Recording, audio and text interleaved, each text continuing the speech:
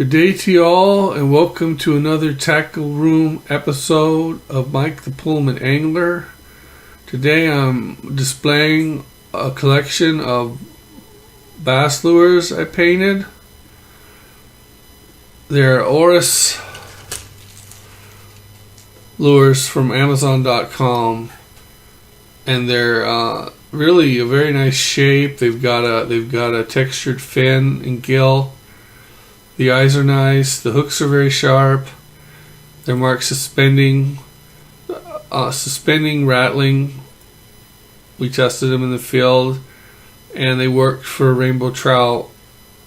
These various patterns here.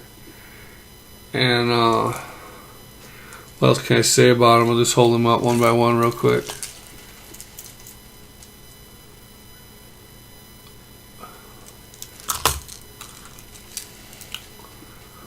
So, at the end of this video, there will be a link to my painting video. And the only thing I really didn't show there was a complete beginning to end on some of these of your favorite replication of a baby bass here. And I didn't show painting epoxy on with paintbrushes. And we didn't show mixing glitter with epoxy and putting it on. And for some reason, I'm without a single glitter pattern here. Yeah. So, groovy. Check out some of my videos, the bass painting lure you might take an interest in. We're still gearing up for our first fishing trip.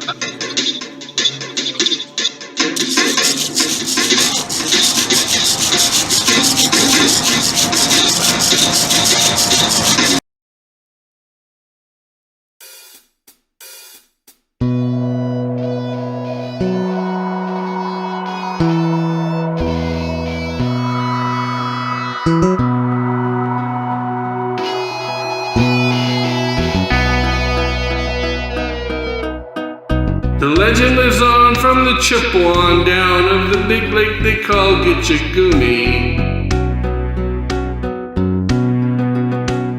The lake, it is said, never gives up her dead when the skies in November turn gloomy.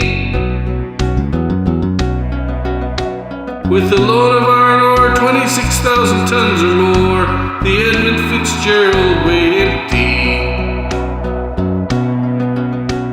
The good ship and true was a bone to be chewed when the gales in November came early. The ship was the pride of the American side, coming back from some mill in Wisconsin. As the big freighters go, it was bigger than most, with a crew and good captain well seasoned, concluding some terms with a couple steel firms when they left fully loaded for Cleveland. And later that night when the ship bells rang, could it be the north wind they'd be feeling?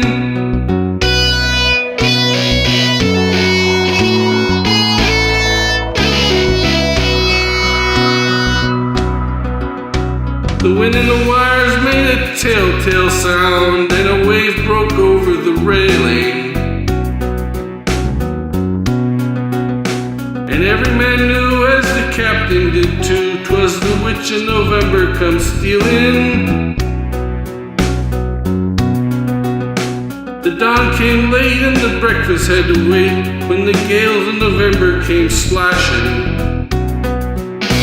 When the afternoon came, it was freezing rain in the face of a hurricane, west wind.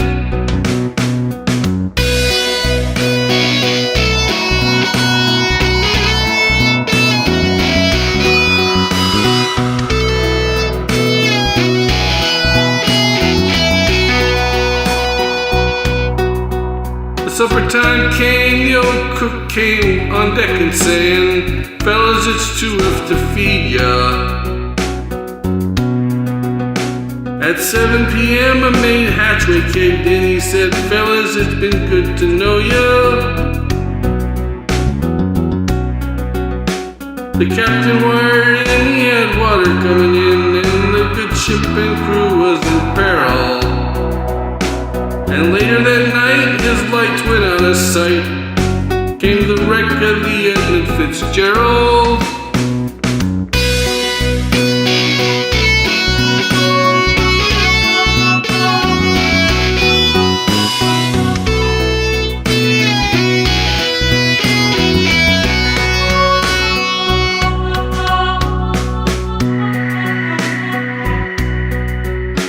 Does anyone know where the love of God goes when the waves turn the minutes to hours? The searchers all said they'd have made Whitefish Bay if they'd put 15 miles more behind her. They might have split up or they might have capsized. They may have broke deep and took water. And all that remains is the faces and names of the wives and the sons and the daughters.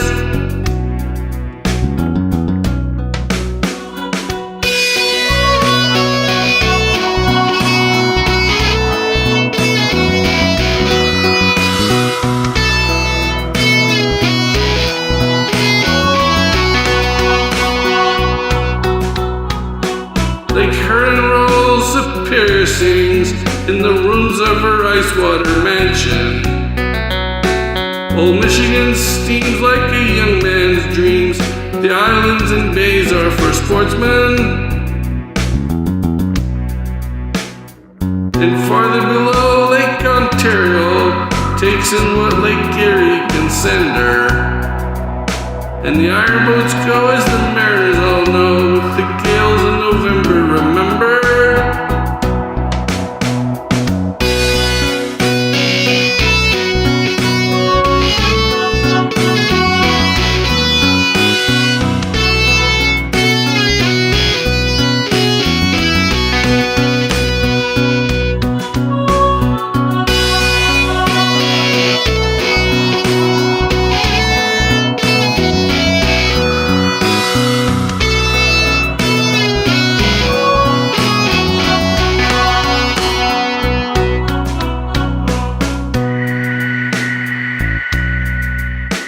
In a musty old hall in Detroit they prayed, in the Maritime Sailors' Cathedral. The church bells chimed till it rang 29 times for each man on the Edmund Fitzgerald. The legend lives on from the Chippewa down of the big lake they call Gitchagumi. Superior, they said, never gives up her dead when the gales of November come early.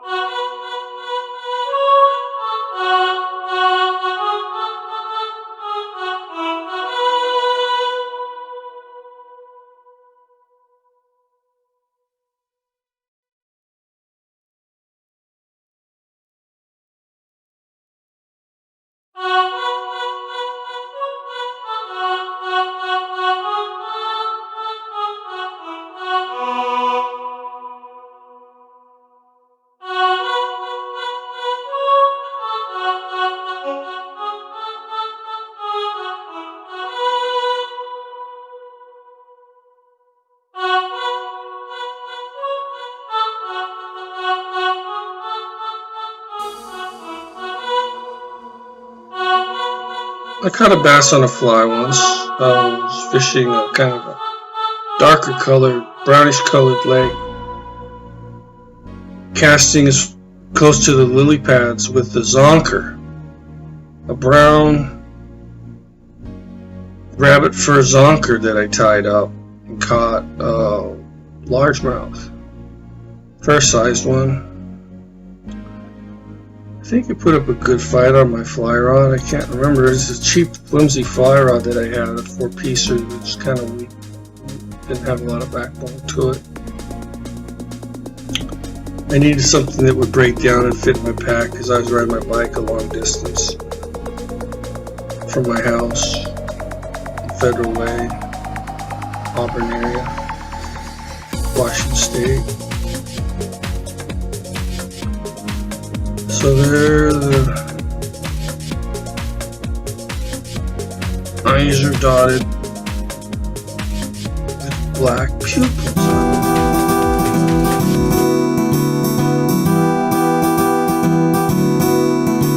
On the first part of the journey, I was looking at all the life. There were plants and birds and rocks and things. There was sand and hills and rings. First thing I met was a fly with a buzz in the sky with no clouds. The heat was hot and the ground was dry, but the air was full of sound. I've been through the desert on a horse with no name. It felt good to be out of the rain. In the desert, you can remember your name, 'cause there ain't no one for to give you no pain.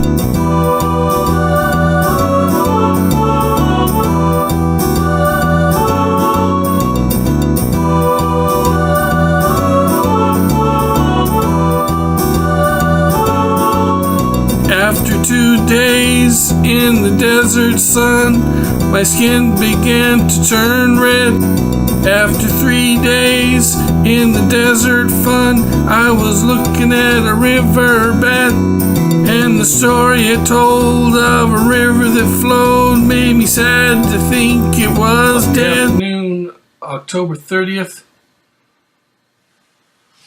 Yesterday we went up to some high mountain valley reservoir in Idaho,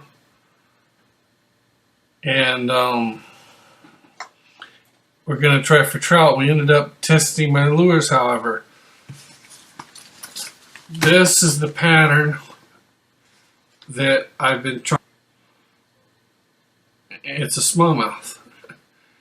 There's 14 bands starting at the back of the gill going forward. They're a little wider at this point. There's 1, 2, 3, 4 lengthwise bands by the eye. Sometimes I try to paint in. They're difficult to match up. 2 of them extend beyond the eye. I've seen lures painted like that when I was a child. I don't know if they quit doing that, if that was old school or it was somebody else custom painting lures. I don't know how many people actually end up doing it at some point in their life.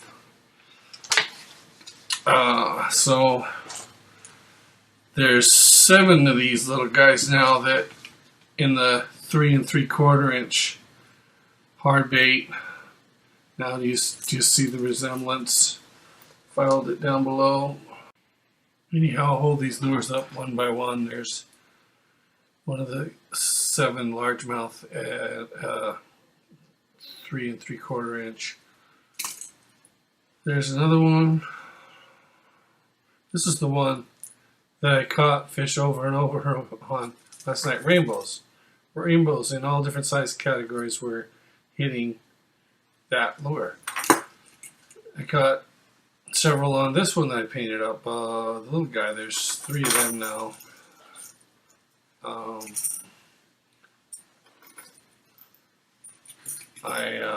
So back to the 7, there's one.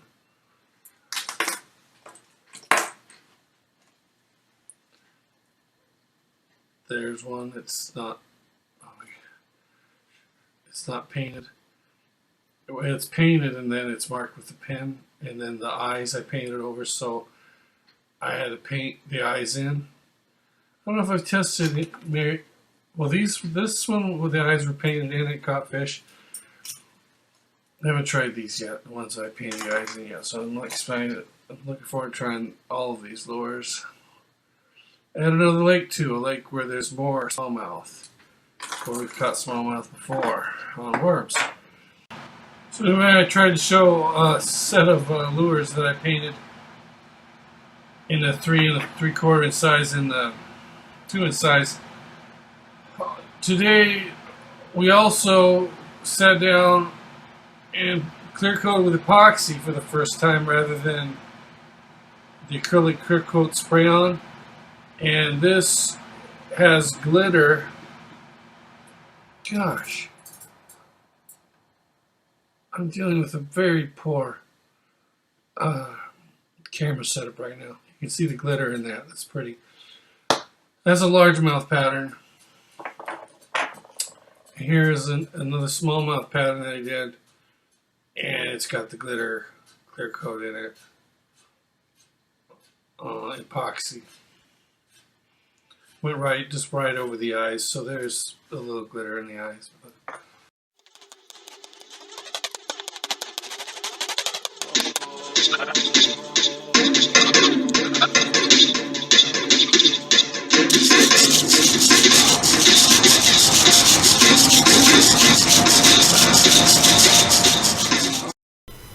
Alright, now there's a real surprise in here. I'm going to show you what you want to do to your lures.